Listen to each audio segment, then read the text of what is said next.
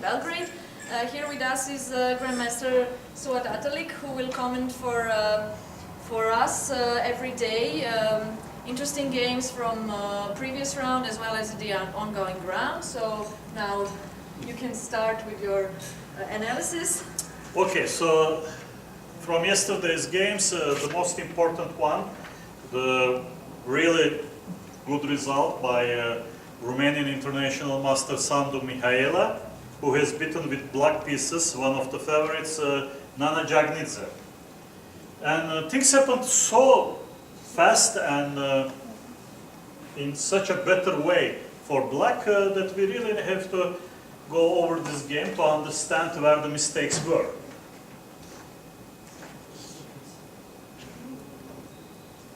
D4, knight f6, c4, g6, knight c3, bishop g7, so black is ready for the king's Indian, and white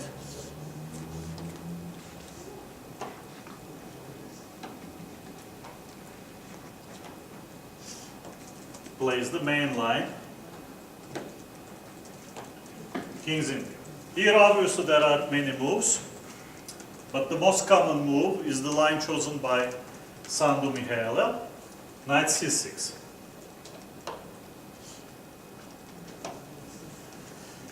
Okay, so this is the beginning of Etabia, and things are very important for us here, especially in Belgrade. This is called Mar del Plata, due to the efforts of Grigoric, who has beaten both Najdorf and Eliskazes with black pieces in Mar del Plata 1953.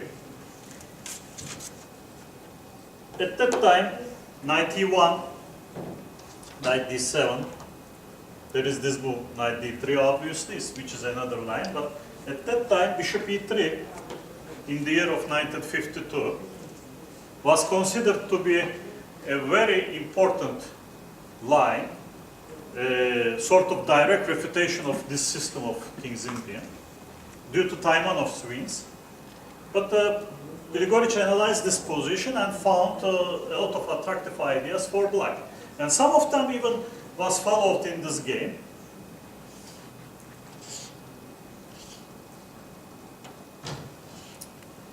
Here we may see the difference between having the knight on d7 and knight on e8. Knight d7 prevents c5 for a move. That's why knight d7 is more preferred compared to knight e8. And white has also attacking chances on the queen side, and black has chances in the king side.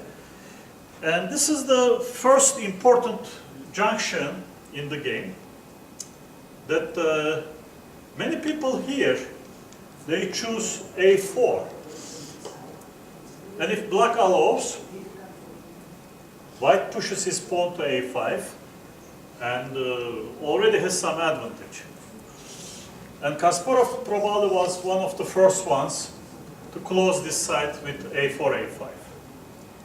And a4 was considered to be the main move. Another idea was by Zdenko Kozul to play rook c1 and after knight g6 to give this pawn.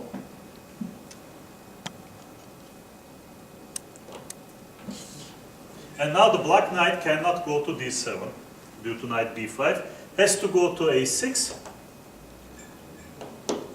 White has lost a pawn, but on the other hand, threw the knight to a6 and made the kingside attack going slower, because sometimes black needs also this knight to deliver blows in the kingside.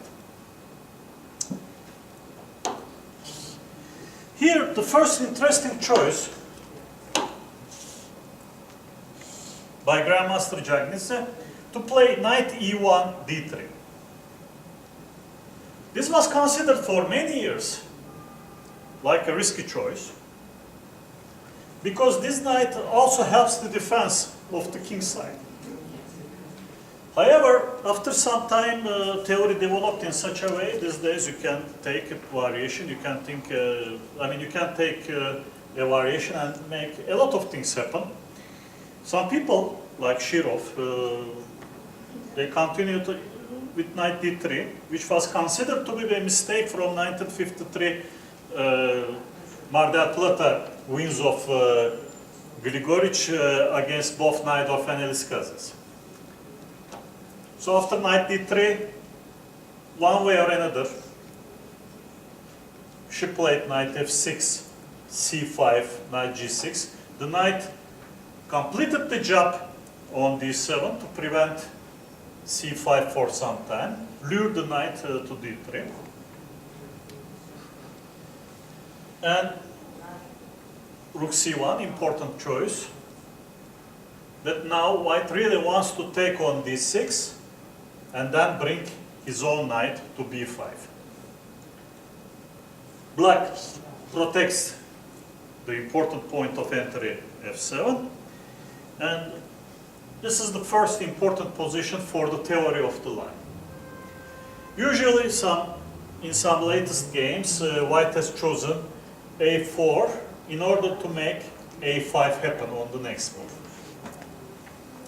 And a5 is very important, we will see later in the game, for a start of queenside attack.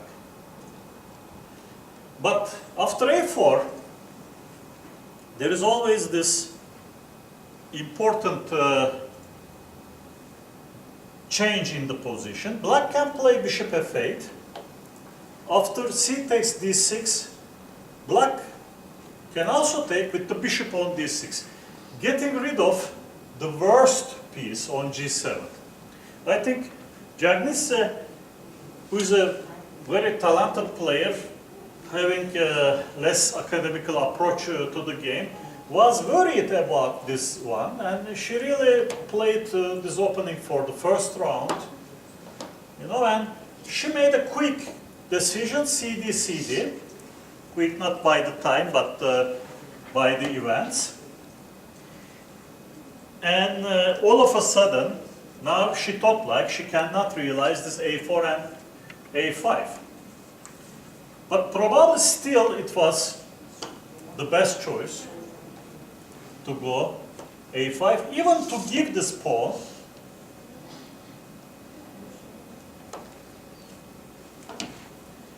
and to put black under pressure on the queen side. Her move is unfortunately very dangerous. She played knight b5. Now this is always a problem in this type of setup for white, because all of a sudden e4 is unprotected. Since e4 is unprotected, black doesn't need to lose time with h5 to accomplish g4, and she pushed it in one move.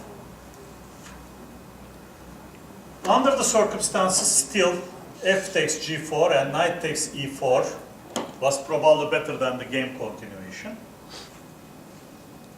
But black will deploy this knight to g5 and will try to push e4, and simply she will be better. She played king h1 and came the thematic g3. This is really known to be a bad position for white, because all of a sudden black has a very dangerous queenside attack. It's quite clear to see g4, knight g3 almost ends up the game, because queen comes to h4. She protected, came f takes g3.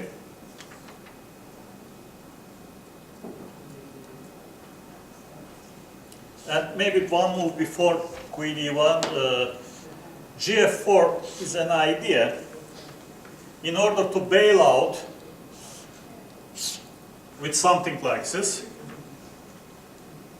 But on the other hand, after e takes f4, the situation in the king side continues.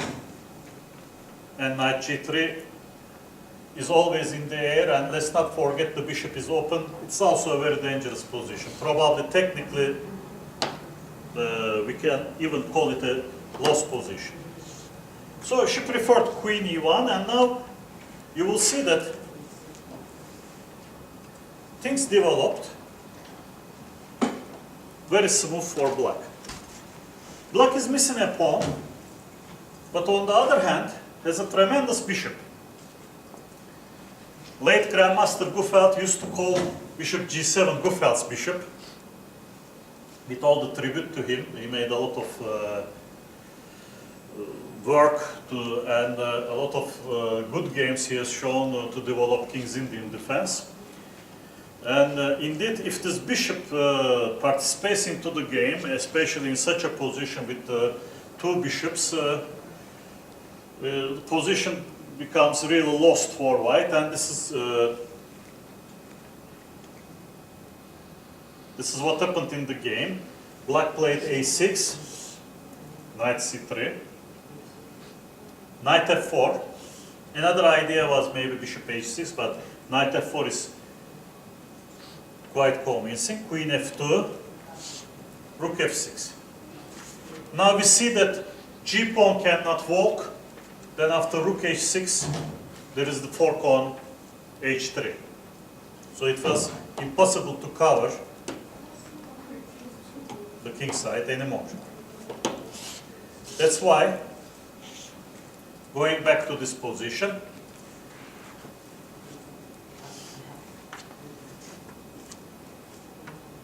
knight f4, e4 happened. Since the position is a little bit stabilized for the moment, we see that bishop g7 has very big role in the game. Also, white really failed to stop the kingside attack. And we can really say that it's probably already lost for white.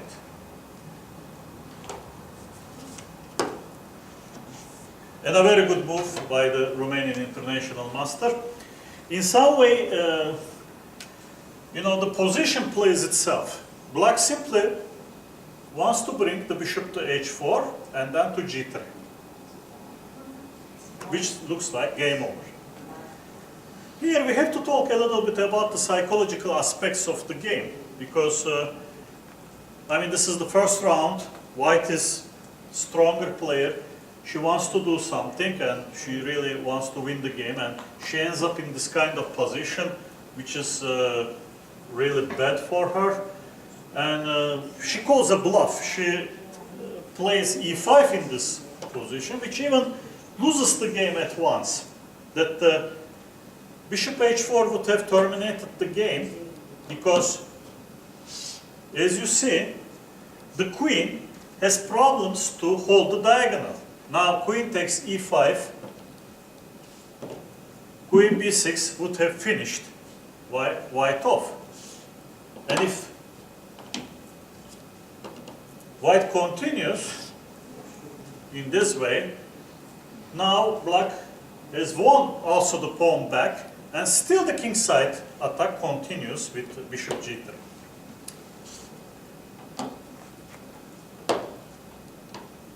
Interesting enough, after e5, black has believed white and didn't play bishop h4, which would have a serious impact on the game. But anyway, like we have said, the position is really bad for white. Bishop takes e5, bishop d3. Black didn't see this bishop h4, and the game continued. Queen f6, little trick, rook c2, there is no bishop d4 because of bishop takes h7.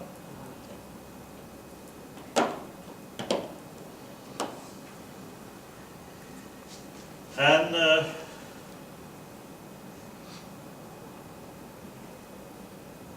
after king h8, now renewing the threat, white has put her bishop to e4.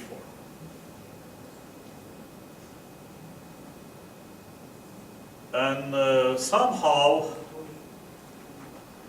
hoping that the kingside attack could be stopped. And indeed, a little bit defensive resources White has brought in the game.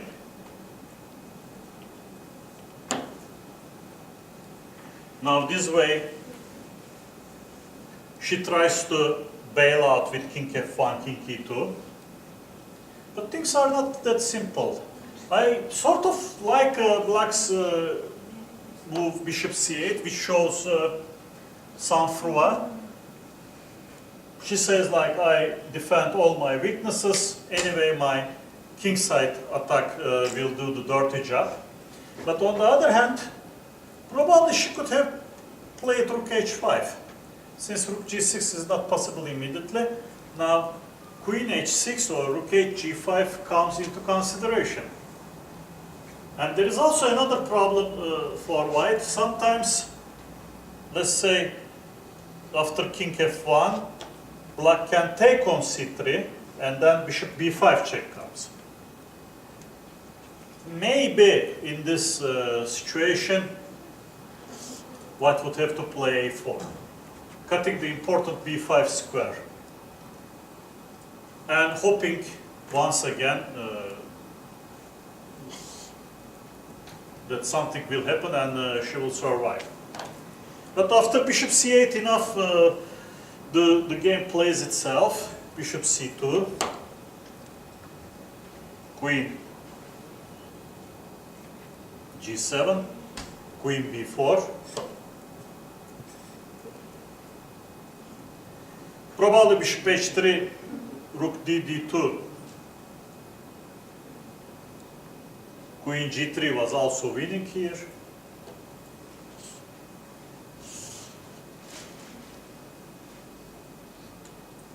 Because as you may see, the king cannot proceed to the other side. That this will be game over. Just one of many simple things. But also the consideration comes into consideration how White tried to get the king out of there, but Black simply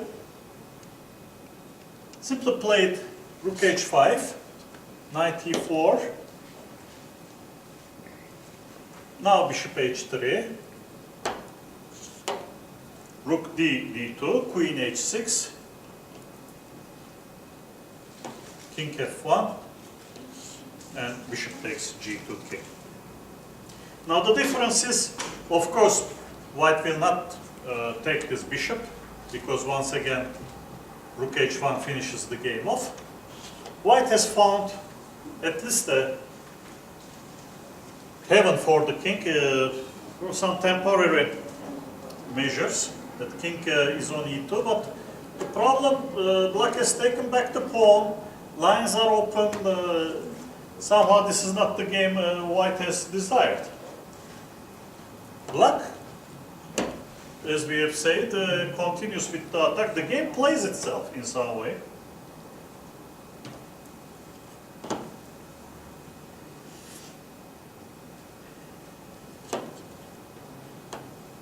Comes to the first line and brings bishop f1 in. Once again, it is clear that rook takes f1 loses extremely easy.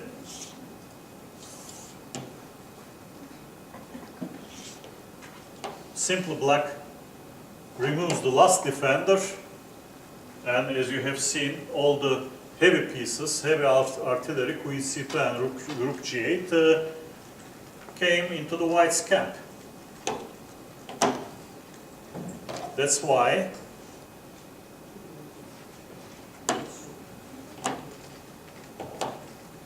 after bishop f1 check,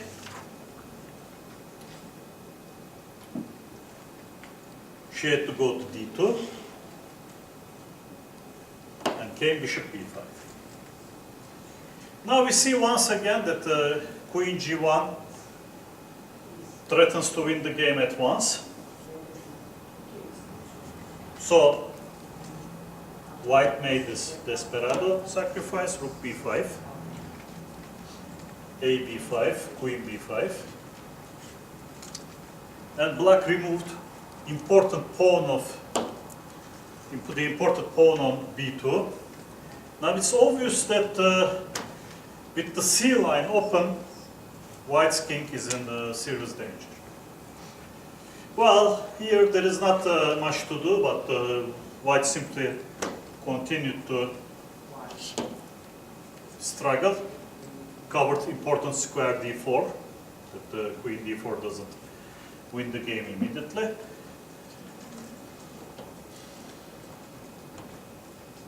And rook c8. Okay, now it's obvious that with queen g1 coming, the position is resignable for white, and she indeed played a couple of moves. There are many choices for black, but came the final touch, that this one loses immediately, but it's the only way to prevent this queen c1 checkmate, and came queen a5 from the other side, and white had to resign, which was the biggest surprise of the first round. Many people stumbled in the first round, many people, they had some games, but this was the most important game, in my opinion, of the first round. Now, also from yesterday's